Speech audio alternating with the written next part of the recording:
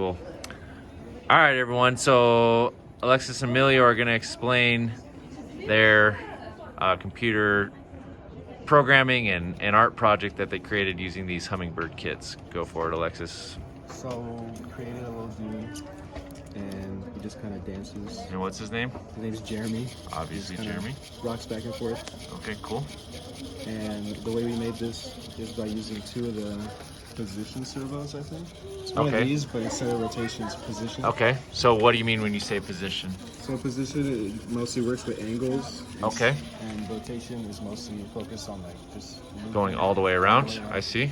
And what we made it is by putting 2 forever loops assigned to each servo. Okay. And then putting the servo to a certain angle and then pausing for a second and then putting it to another angle and then pausing and then so on and so forth. And they're totally synced up where they're the same angles right now? Yeah. Looks like it.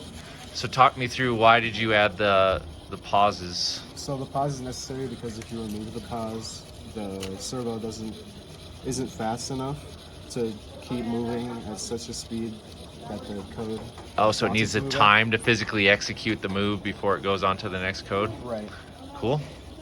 And what is Jeremy made out of? Made out of toilet paper roll and then some cardboard. Okay, very fun. Relatively simple. And why is he dancing? He just won his first battle, as you can see.